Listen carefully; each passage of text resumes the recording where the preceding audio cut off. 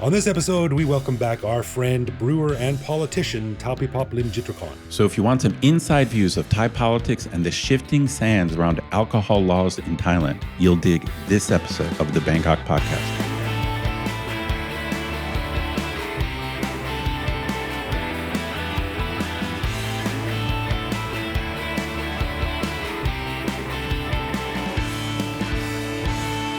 Sawadee krap, and welcome to the Bangkok Podcast, the first episode of 2026. My name is Greg Jorgensen, a Canadian who came to Thailand in 2001, and after 25 New Year's Eves in Bangkok, I've yet to see a firework with a giant maple leaf in the sky, so hopefully they'll correct that glaring oversight in the years to come.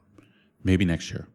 Maybe next year. Fingers crossed. And I'm Ed Knuth, an American who came to Thailand on a one-year teaching contract over 25 years ago, fell in love with hearing Thai people say, Khun Tao, every New Year's Eve, so I never left. You go Khun Tao. You're a Khun Tao? Khun Tao. It never gets old. It might be my favorite Thai accent or Thai accented phrase. Khun Tao. It took me a long time. Could be a long time to figure out what I was saying. You mean cowboy? Go down? What's happening? No, it's countdown. I love Khun it. Tao. Khun Tao. I love it. I love it. We want to give a big thanks to all of our patrons who support the show. Patrons get every episode a day early, behind-the-scenes photos of our interviews, a heads up to send questions to upcoming guests, and access to our Discord server to chat with me, Greg, and other listeners around the world. But best of all, patrons also get an unscripted, uncensored bonus episode every week where we riff on current events and Bangkok topics. On this week's bonus show, we chatted about our disparate New Year's Eves in Bangkok, why movie theaters are dying, and if Greg's new television he bought at Home Pro as a Christmas gift to himself is part of the problem, and my adventure throwing out 8 years of exams that have been taking up a lot of space in my office. To learn how to become a patron and get all this good stuff, plus full access to over 800 bonus and regular back episodes, click the support button at the top of our website. That's right. And remember, if you have a comment, a show idea, or just want to say hi, head to bangkokpodcast.com and click the little microphone button on the bottom right to leave us a voicemail that we will play on the show. All right then, well, to kick things off this year, we welcome back our old friend Khun Taopiphop Limjittrakorn, bar owner, beer advocate, and member of parliament, who was actually Ed's representative before Ed moved to a new house. Now, as a member of the People's Party, formerly Move Forward, formerly Future Forward, he's proved adept at navigating the quickly shifting currents of the Thai political system. And since Thailand recently liberalized its liquor laws, we thought it would be a good time to sit down and flap our gums a bit over a pint of beer at his bar. Now, we have to note that during the conversation, we talked about Khun Tao retiring from politics, but as I mentioned, those currents move fast, and it seems that he's rethought this idea in the week since we did our interview, so we'll follow up on that again soon. At any rate, lots of interesting stories and ideas, so here is our conversation with our buddy Khun Taopiphop Limjittrakorn.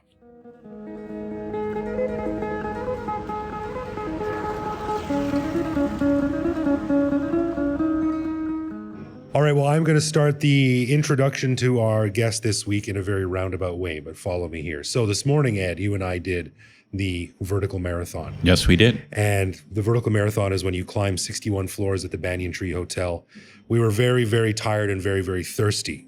So at the end of it, we were like, you know what we should do tonight? We should go and get a beer. That's right. We should go to a local place and get a beer. And we said, where do we go when we want a nice surroundings, cool people, and good beer? We go to Taopiphop's Beer Project. Beer Project. Is that what is that the official name? Bar project. Bar Project. Taopiphop Bar Project. So we are talking to Khun Taopiphop Limjittrakorn. Did I say that correctly? Limjittrakorn. Oh my God, we're messing everything up here. Well, Khun Tao, Khun Tao, welcome back to the Bangkok Podcast. It's great to see you again. Thank you ขอบคุณครับอาจารย์เอ็ดแล้วก็ Greg ครับ so I never mind, as a Thai person and with the people in the beer industry that after like a few beer you can pronounce my bar name and my name's wrong. It's like acceptable here, like as always. Yeah. It's great to see you. I have a giant glass of mead. That's right. Honey mead, which is doing well. Yeah. So just very, very quickly to catch listeners up who might not be familiar with you, you were/are a member of parliament. You famously ran on a platform, among other things, to legalize and promote craft beer production in Thailand, which was formerly illegal or might still be illegal. Rules are a bit dicey. But as of a few days ago, the government has been dissolved. That affects your job. So that's where we're going to pick things up, and we're going to talk about a whole bunch of stuff. So, Ed, you had some questions you wanted to dive into first. Well, I just want to mention to listeners, we probably mentioned this in the introduction, but Tao was previously on the podcast, and in that episode, he talked about his own personal background, his life story. So we're not going to retell his whole life story. So you can go back and listen to that episode. And I have a small connection to him because back in the day, some of my students were doing a short documentary film in one of my classes, and they met Khun Tao, and they kind of documented your campaign when he was first running for parliament. Oh, I didn't know that. Yeah, so that's it's cool. kind of cool. So for us, we think of you as the MP, but because Parliament's dissolved, you're technically unemployed. And you gave us some news when we ran in Tuesday. You gave us some news that you don't think you're going to run again. Can you talk about that? What's up with that? Yeah, sure. Like definitely, yes. Like I'm not running again for sure. And surprisingly, it's a new thing in Thailand because most of the people, most of the politicians, and by the awareness of normal people, they don't think it's usual that someone that they expect me to run again, and honestly, like humbly, like they said, like I did a good job and I should be getting elected again. So by that, like circumstance, people think I should run, and people would think, are you a fool that you're not running and you get crazy? a job, right? And I mean, like, but for me, like, I read somewhere that people think like democracy is like the power from the people, right? And if the power from the people is okay, I mean, why you don't take it? But another people that I read somewhere that he a governor of somewhere, his founding father said that 4-year term is the limit. And I think like, oh yeah, back then I was like a newbie politician. I think, oh yeah, we have limited time, right? Sure. So the reason I come here, I want to change the legalization of the alcohol law, the production and the control of the law. And I think like I change it pretty much like most of the principal thing that I represent into. So I think when I achieved something during the past 7 years in my service to the people, and this is the time that I left, and when the party have someone that kind of sound enough, so I left my position to them because I believe that I'm building the foundation for the party enough, building the foundation of the political foundation for the people in this constituents enough that they can like maybe we can win. And I always said that I'm not the best politician because what I achieve is only 80%. But when I see behind me the people who will follow me in the party, the other candidate, I believe they can achieve another 20%. And I believe that if I step down, they can start their another first 80% as well. Oh, right. Yeah, so that's why I think like it's a time for me to step down as the people in the position, but it doesn't mean that I'm quitting politics, but I'm still helping my party and with another role. Yeah. So you're saying there's a difference between having power and being in power. Yeah. Sure. Like, I mean, around the power as well. If I may say, and I don't want to let other people think having power sounds so greedy, right? But I mean that the democracy, right? You try to win the war, you try to get in the office to change things. So you want to be maybe a role model for a new type of MP. Because in Thailand, often MPs, they stay forever, or it's their family. Like in English, we would use the word dynasty, like a family dynasty, and they come back to parliament 20, 30 years.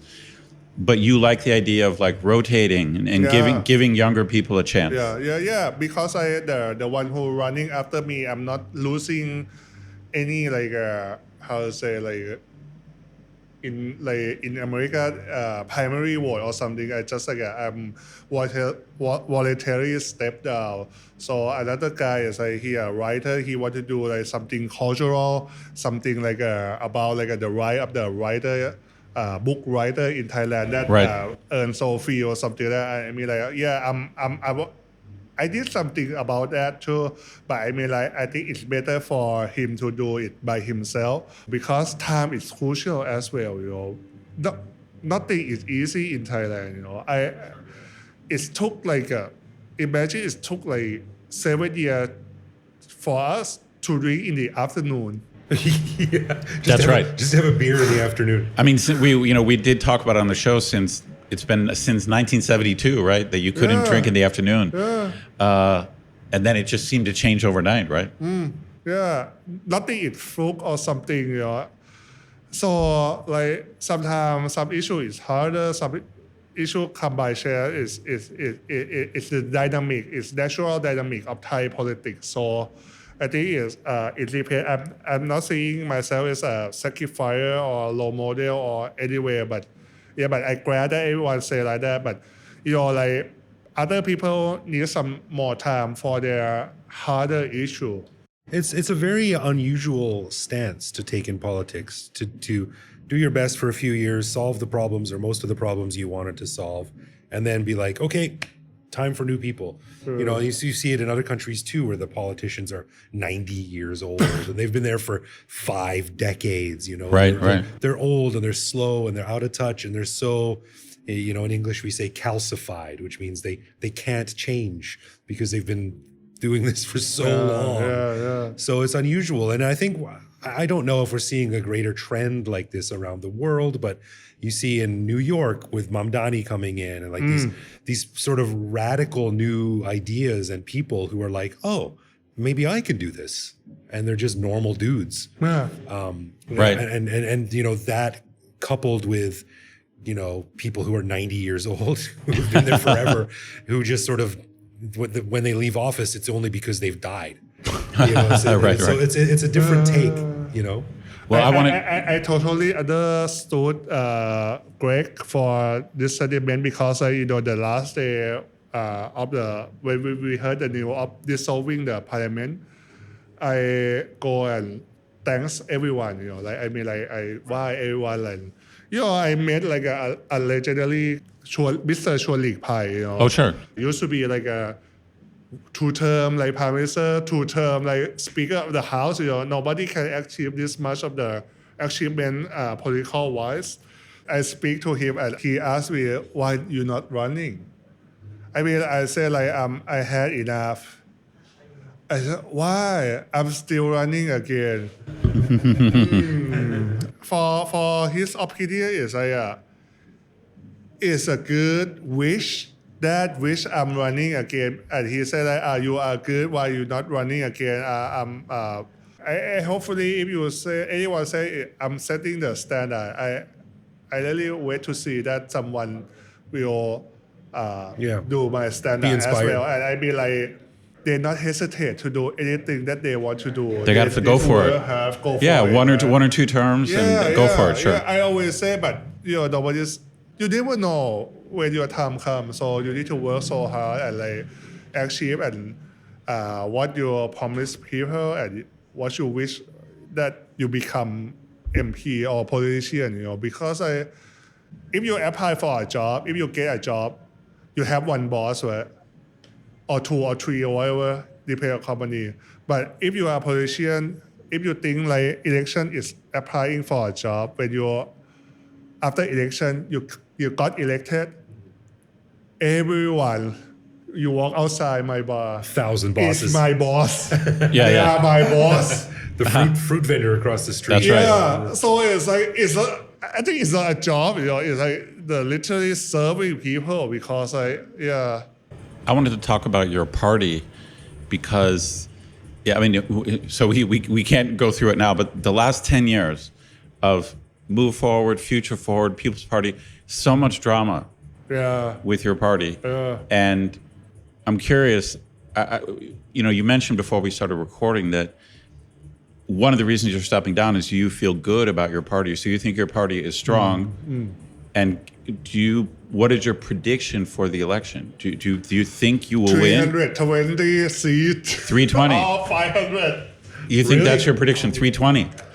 Yeah, I think it's That's funny, huge. right? I mean, strong claim, right? But I mean, like other people, like of course, my party will say like we're gonna be the sole majority. It's like 250, 60, 70 something. But I think like right now, okay, the previous election and after the previous election, I think like 220. But now I think about 300. So we will have a prime minister from your party. Sure. I mean, like because I mean, like people will say like. Because right now, if you see the faction about like the people in Thailand, we are conservative country, right? Of course, if my party and the conservative, we will lose everywhere. But then, like if you see the board of this game, like many players here more conservative and like Thamarat party, like I don't know in English, like. Khun Thai party, Pheu Thai party, they all like now it's like us against everyone. Right. So I think it's the good thing that if people not familiar to Thai politics, we don't like it. Unlike in America, you have two parties, right? Right. But it's essentially the same thing. You vote if you left, you vote for Democrat. If you right, you vote for Republican or something like that. Right. But now the right is so uncombined, not divided. They are really like united to beat us. So if you lean to the left, you're likely to vote for Democrat, or you right, and you have the swing vote, right? But in Thailand, you have swing vote and left and right as well. Lower than that. Well, let me ask you the billion baht question. I've heard rumors that there might be another Shinawat to step forward in Pheu Thai. Oh yeah. Do you think what is your opinion of Pheu Thai in general? Are they dying? Do you think there will be another member of the family to step forward? Yeah. They have like I don't know his name, full name, Chen like. Oh, the son.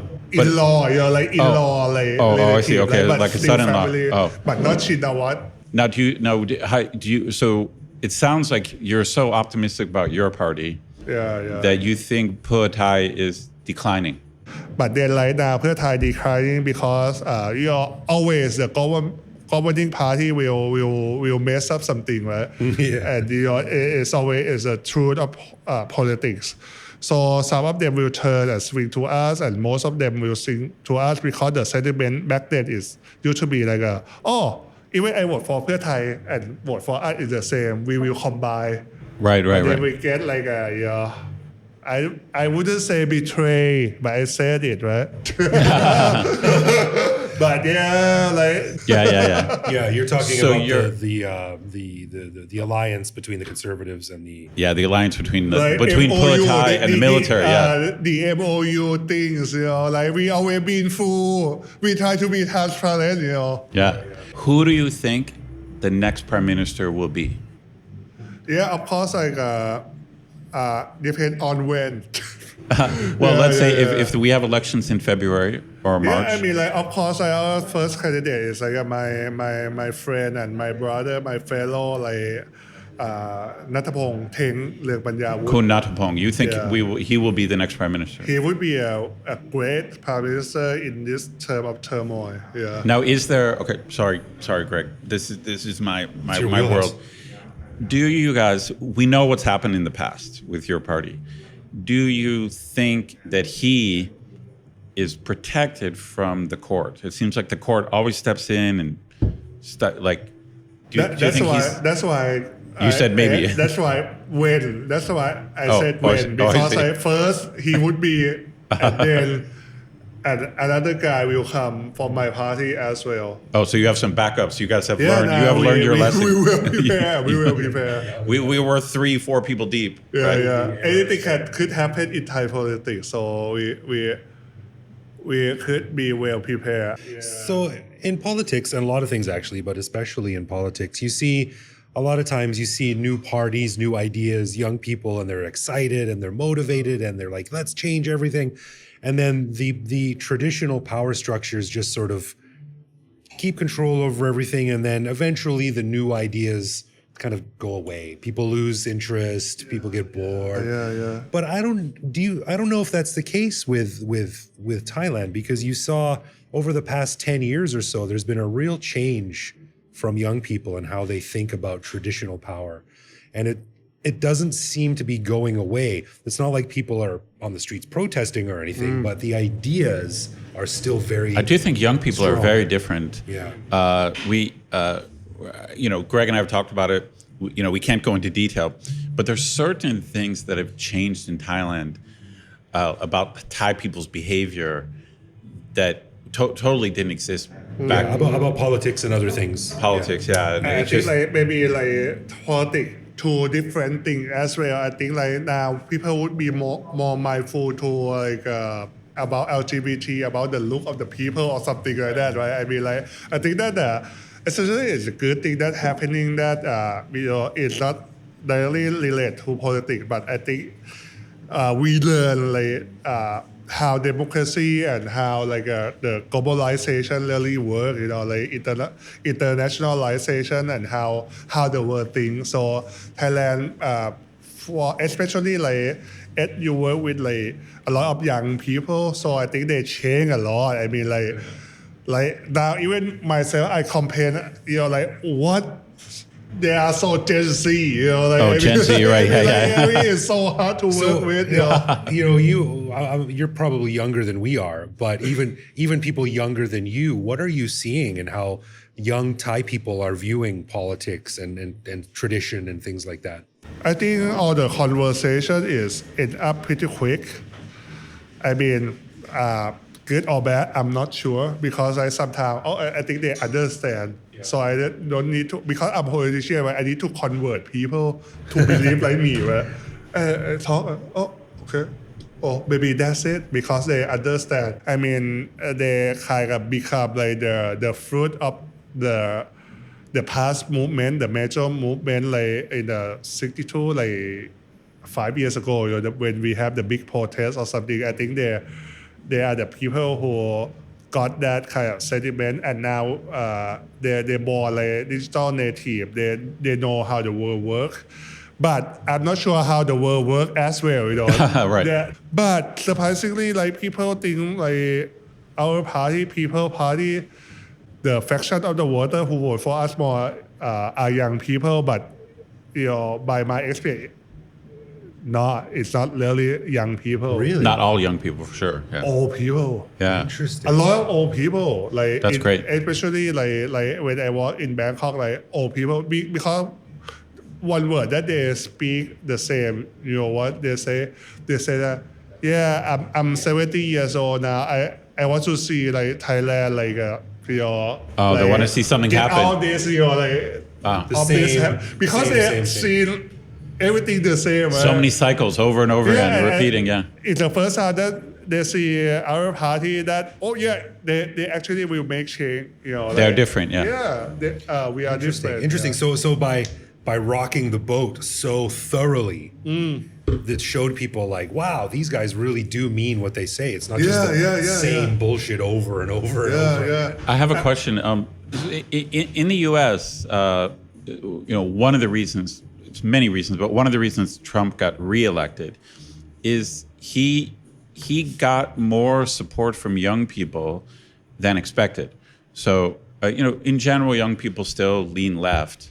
But right now, there's a bit of almost like a retro conservatism, where now you're getting some young people that think Trump's cool, and you have the whole Christian conservative thing is getting more popular on college campuses. So right now in the U.S., young people are more conservative than expected. But I think that I don't feel like that has happened here. Like, I feel like young people are progressive. Yeah. What do you think? Well, I think it's like I had a chance to meet with my friend, like my colleague as well, like parliamentarian in ASEAN who come from different party, left or right or every party. The young people will lean to the right. Political wise, we live in like 1930s. Oh, that's a little bit scary. If that's true, that's scary if it's true. Yeah, for me, like the economy is bad. There are little conflict everywhere, and they have like the faction of the alliance, China, Russia, American, like. But honestly, on the ground, people felt so bad about politics, and they want to change, right? The sentiment everywhere in the world, they want some change. So that's why in Thailand, we live in the more like conservative on the right side for a long time. When change happens, they want to be on the left side, right? In America, when you are like a more the free world, they want to be like a more conservative side, like They want to get out of here, everyone. I want some job, like something like that, In Germany as well, in Japan as well, you got someone to blame. But in America, I don't know, maybe example, I think like it's not precise, but 2-3% like of the workforce is immigrant. But in Japan, even like illegal one is like 0.0001%. Yeah, very low, is very low. Illegal. Yeah. But people just think that it's just like that. I'm fail because of myself, because of someone else. Right. They blame the foreigners, blame immigrants. Someone That's else. that's a 1,000-year-old strategy, Yeah, right? and here in Thailand as well, now we have like if like it want to go on like Cambodia as well. Like Yeah. Cambodia and Thailand issue is the same. Blame Cambodia, right? The others. I mean like someone else, not me. Yeah. And I want to talk about the decision recently to change the beer laws, the alcohol laws in Thailand.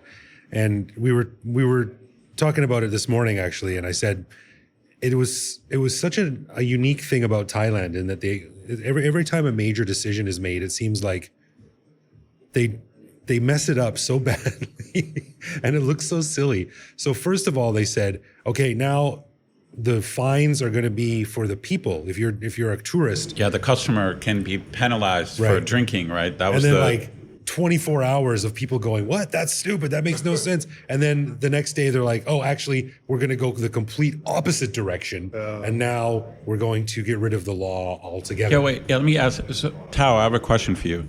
We joke on the podcast a lot. It seems that the Thai government, which you were a part of, they will announce a new policy, and they seem very serious. We're going to do X. And people will say, why, what? And they'll say, no, we're going to do X. yeah, And they're very firm. gonna do A, and then people. But then 1 week, but then 1 week later, they say, okay, we're not going to do X. Yeah. Like what is going on there? Like they announce and they sound serious, but then they change. What what is going on I there? think it's like a long term. Need to understand the fundamental of Thailand governing system first. I mean like easy as that I say like if you say that the government that elected government like Anutin and Right. they not really have like full power. The civil servant who in the office actually have more power because Like the ministries, you mean? Oh, really? Oh, you mean the actual senior minister, the civil servant, the lower level people? Yeah. They're really running everything. So I think that what happening is like sometimes like when asked about the alcohol law, everyone like, oh yeah, 24 hours or something, but they don't dare to do it because they don't want to displease all the civil servant in their ministry. Oh. Yeah, I think that the hardest thing that I told you before. If we got elected, I'm not sure we can make change. Right. Those people who are civil servant not really willing to do that. So they're the people you have to convince. In Thailand, we say like we have like the biggest party is the civil servant party. Right. But so they don't. So what you're saying is Like it's so civic. Like I think realize that like in UK, in Canada, or in Japan, like we have the similar problem if you have some change of the ruling party. In Japan they have like the LDP party, right? Ruling like whole history, and once like 20 or 10 years ago they flipped the party, and that party can do nothing. It was a disaster. Yeah, because they just like put all the brake, because all the people is employed by the previous party. Right. Oh, right. So they like blocked them from doing it. Yeah, Okay, so I have a question. So to me, this is a little bit almost of a contradiction. When people talk about Asian culture or Thai culture, it's supposed to be authoritarian, where young people respect their senior, nobody questions the boss. That's on the one hand.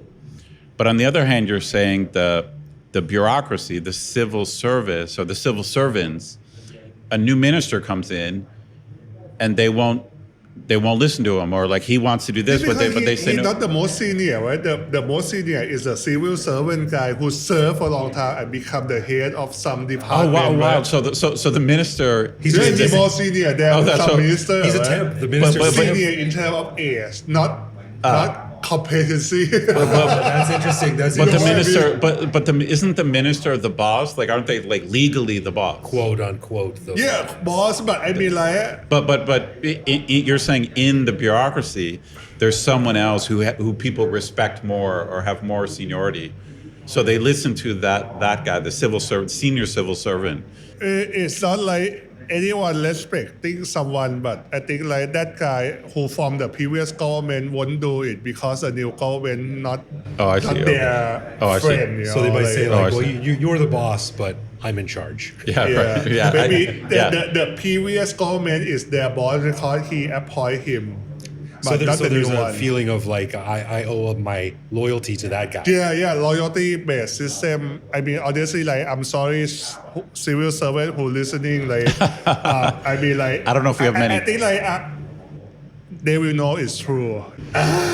Well, at least we got the alcohol laws changed now. So I find it funny that it's maybe a coincidence that the laws changed and you are not running again. So like mission accomplished. So Khun Tao, before we finish today, I must ask you about the current conflict with Cambodia. So we talked about it on our show, the last show that we recorded.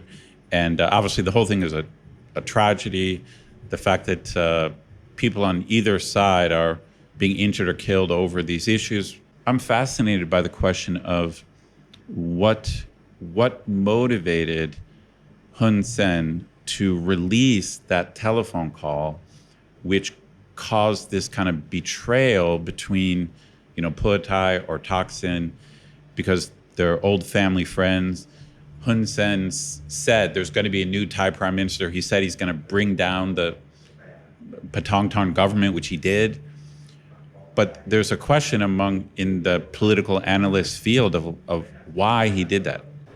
I know why they release because I am not in their family, and I think like I know like the purpose, whatever I say would be speculate, right?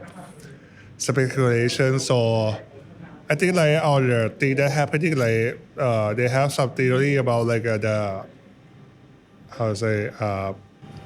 Internal conflict, internal political conflict in their country, like who said like Hun Manet, the son not doing well, so they blah blah blah.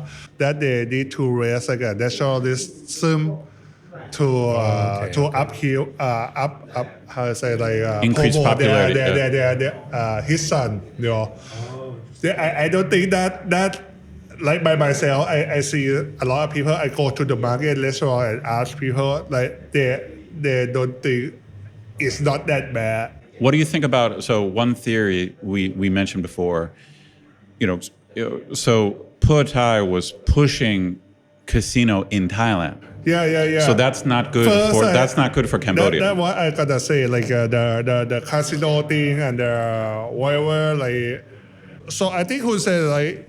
If he think like Pheu Thai party will push that, Thailand would become like Cambodia, alternative production house of gambling Right. casinoing and Scam center. scamming center. So I think it's not good for them. I'm selling the rice while you're selling the rice. Like something like that. Imagine. Right. There's so many facets, so many different Right. reasons. Yeah. Oh wow. Yeah. Yeah. So these scam centers go deep, man. I mean, I think they're Yeah, it'd be like, it's very why? deep in Cambodia, but like he's saying, I think there's connections to powerful people in Thailand Yeah. who have investments or they own part of it or they're laundering money. It's dark, man. Dark. It's so dark. Yeah, you can do everything there essentially. And be like in Cambodia, if you go there, it's like Or if you have money, right?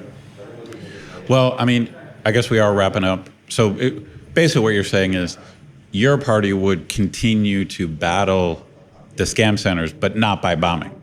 oh sure. Yeah. I think bombing is like not making anyone like solving problem, but I think there are more smarter way to solve this problem without like losing like Thai social life. Yeah, but it also makes enemies. Like when Cambodian people see the bombings, then it's going to make them angry. Yeah, scar of the people as well. Like I mean, like have friends there. Of course, like, everyone have friends everywhere, right? And once you have someone kill there, you make them a scar. Yeah. Sure, And it's sure. like generation. It's like maybe the conflict just 3 days, 4 days, but scar is last like 40 years. Sure, people don't forget that, no doubt. Well, Khun Tao, thank you so much for chatting, and it's a bit unfortunate that you're not going to be at the head of a campaign or an MP anymore, but it's good news that you're still going to be involved in politics still, fighting the good fight. He'll be pulling the strings doing from the good things. background. Yeah, Puppet. I'm puppeteering everyone. Like I'm the KGB. You're an that's idea right. man now, a strategist. And also it's good news that we can now meet you for a beer at 4:30 p.m. don't Yeah, have to we wait can till now 5. drink in the afternoon. Sure. Yeah. So I think the publicity you brought to that issue helped. I think it stuck. For sure, yeah. People sort of drew more people's attention to the fact of these silly, outdated laws. Yeah, I need to make my last statement. Like, I mean, like everyone can make change, and even it's not a big change, like I mean, Ed, Greg, you make a lot of change, like with me as well as a listener, like, and try to be like your guest. And also, like, I met a lot of your students, and they're kind of like a very keen person. Like, I mean, like, you should be proud of them, and like, you should change could be make a small thing with the small people, and small people can make a great change as well. Right. Exactly. Thank you. Good way to end. That is a very good way to end. Well, thank you, sir. Nice to see you. Thank you for serving up some delicious beer. And everyone out there, if you are in the vicinity of Wong Wien Yai, come down to That's right. Come down to the Taopiphop Bar project. Taopiphop Bar Project, right off of Wong Wien Yai. Very close to Wong Wien Yai. Check it out. Jalalat. Jadan Narat, right.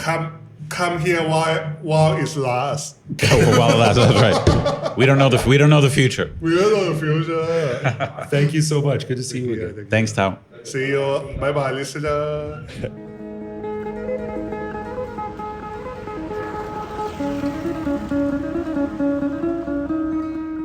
Dude, I really enjoyed catching up with Tao. It's been too long since our last interview with him, which I believe was season 4, episode 2.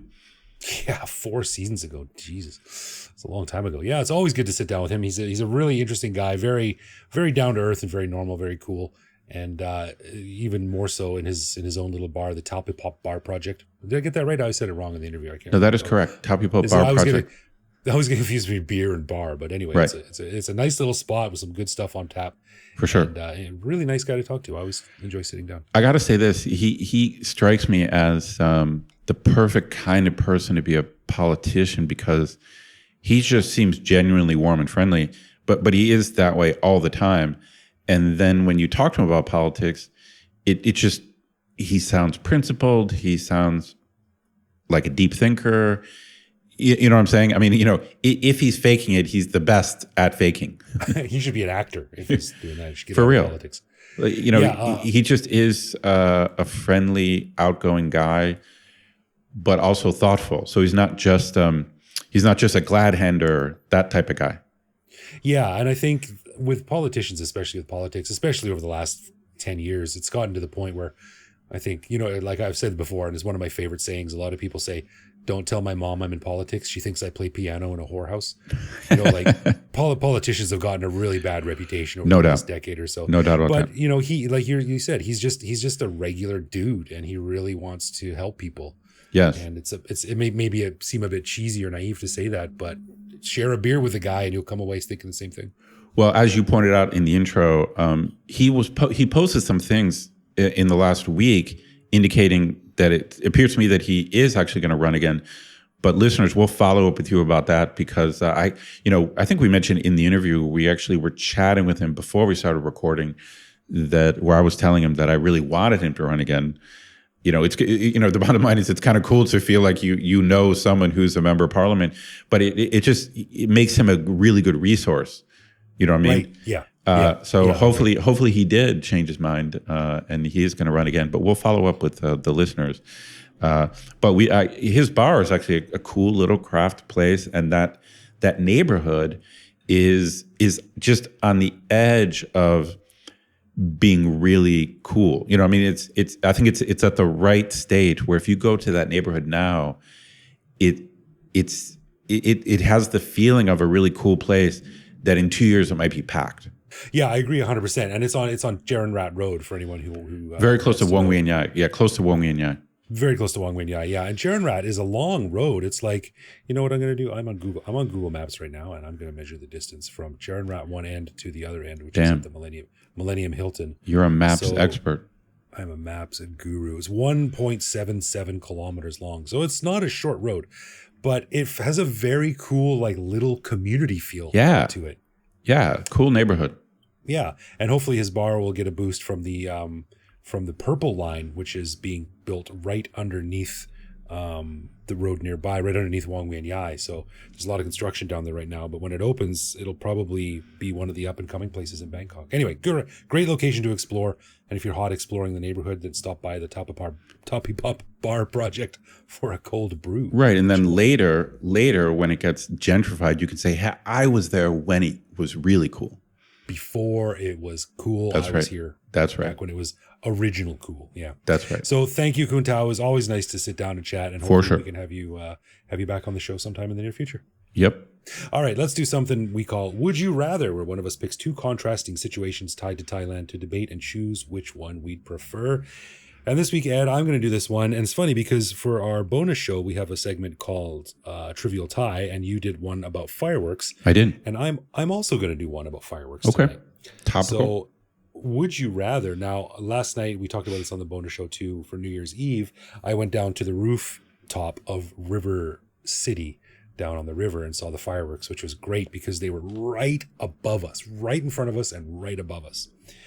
But there was a noticeable amount of ash and a couple of embers actually. That down into the That's crowd. not good. That's not good. So people, there got a couple of like people going, sort of, jumping right. stuff. Things like burnt paper flittering down after the show was over. So my question is this: would you rather have really, really close proximity to an awesome fireworks show like they do in Bangkok? Or would you rather do what we do in Western countries, which is be at a safe distance, which is usually hundreds and hundreds of meters away, which reduces the overall wow factor of the show by a lot? That's a good question. I wonder if back in the day, you and I famously were almost killed by fireworks on the river. That's right. Right. So I think back in the day. So I discovered last year on New Year's Eve, I wanted to get a boat like we used to, but I discovered that they no longer allow free boats, because there's some of the fireworks come off barges in the middle of the river. And you used to be able to take boats right up to them, which was a bad idea, as we found out. we noticed that last night because we were looking from the roof, and there's a good, like a kilometer long stretch of the river that was just dead. There was no going on. Yeah, because I tried to get police boats were sealing it off. That's right. I tried to rent a boat last year and I couldn't do it.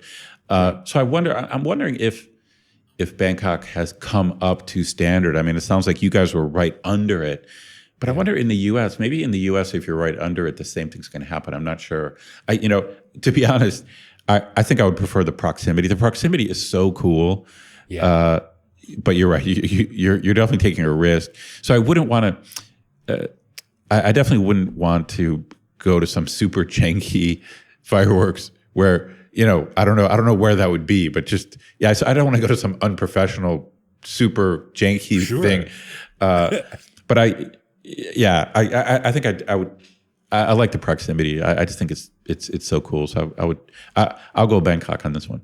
Yeah, me too. And if you're a reasonably safe distance away, it's probably okay. But I don't want to be too far away. Last year, the reason I thought of this is because last year when my son and I went to visit my mom, and in Victoria, they have this thing called the Big Splash, and they put the Victoria Symphony Orchestra out on a barge in the harbor. Oh, cool! They play a bunch of movie music and classical music, and just as the sun is going down, they play the 1812 Overture. With, wow, cool! With the explosions, the cannons and stuff like that. And then they're like, "This is a big fireworks show at the end," and I thought, "Oh, this will be really fun." So me and my son went down there, and then the fireworks go off at the end, and they were like, it was like 2 kilometers away, and it was like, oh, really?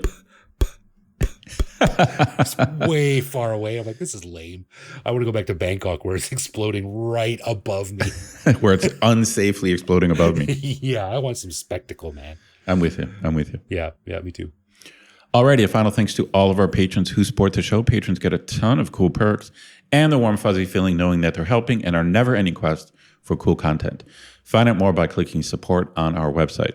And connect with us online. We're Bangkok Podcast on social media, bangkokpodcast.com on the web, or simply bangkokpodcast@gmail.com. We love hearing from our listeners and always reply to our messages, unless, of course, you're an agent who sends endless pitch emails on behalf of a client. New addition there for the new year. Yeah, you can also listen to each episode on YouTube. Send us a voicemail through our website. We'll feature that on the show. Hit me up on Blue Sky where I'm BKK Greg. Thank you for listening, folks, and we will see you back here next week. For sure.